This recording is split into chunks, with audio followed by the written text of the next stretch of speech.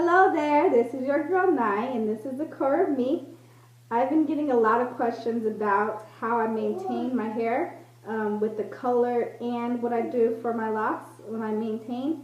So I'm going to give you guys a little bit more information on what I do with my hair. I do this process every 6 weeks, so I refresh my color every 6 weeks and also retightening my roots every 6 weeks, and I do the interlock method, so I do interlock my hair.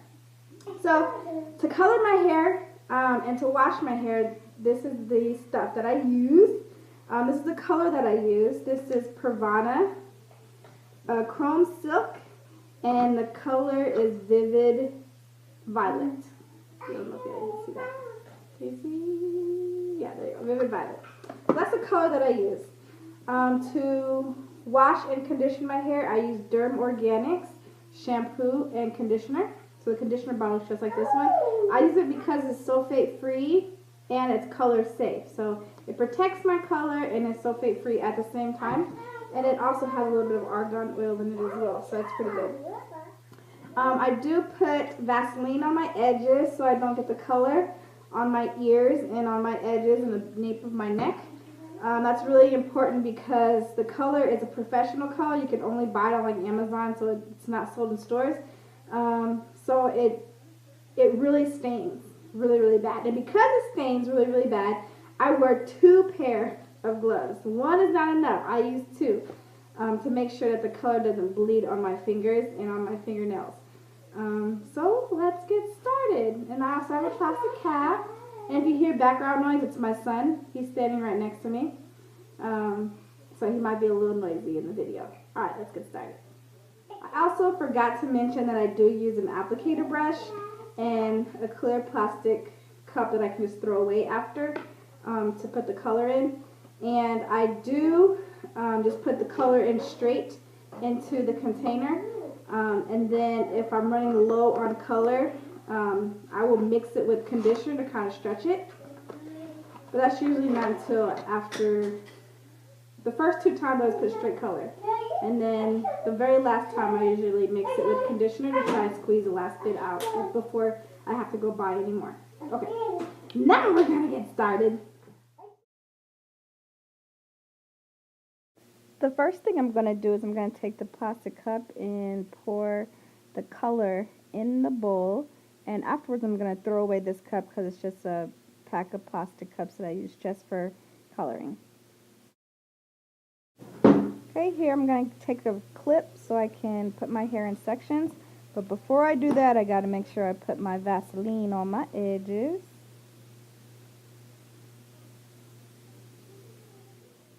Before I dyed my hair purple, it was this pink color here, which I had to bleach my hair pretty light.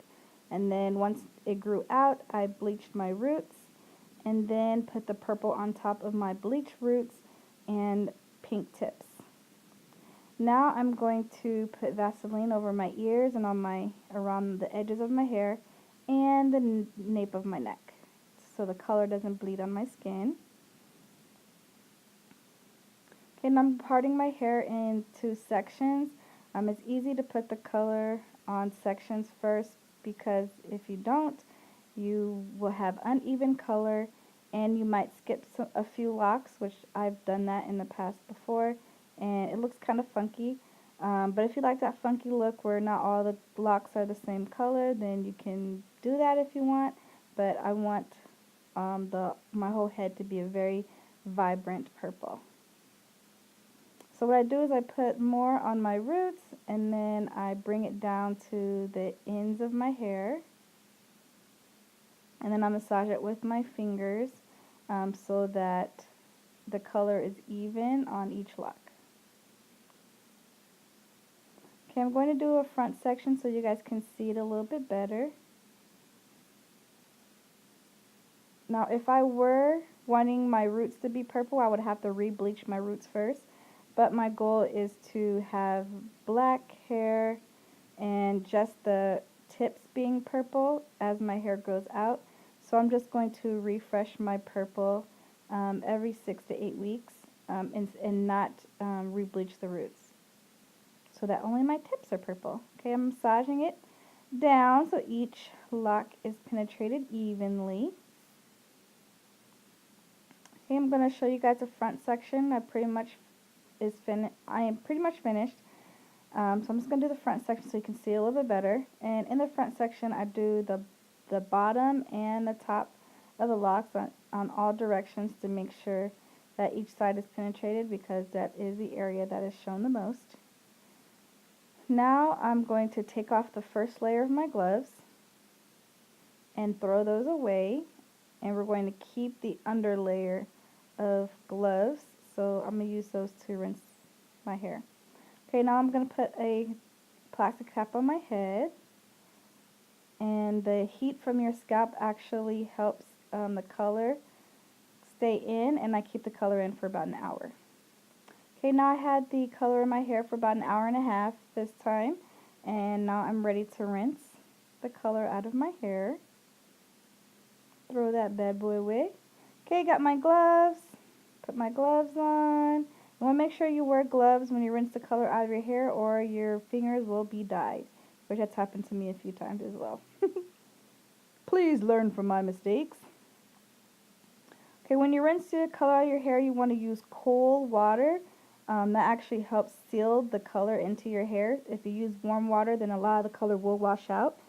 And you want to make sure you are rinsing your hair until the water runs clear. Okay, now I'm done rinsing my hair and washing it with my shampoo and conditioner.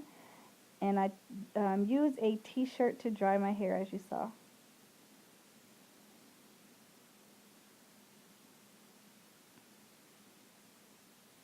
Okay, now I'm going to put a leave-in conditioner in my hair.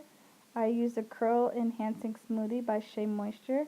I always use a conditioner because I live in an extremely dry climate, and because my hair is bleached and color treated, I make sure my hair is moisturized.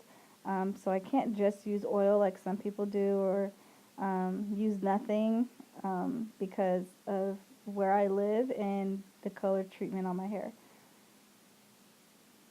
I don't want to be bald-headed, you know, so I gotta make sure my hair is moisturized. And I only put this in my hair when I wash it.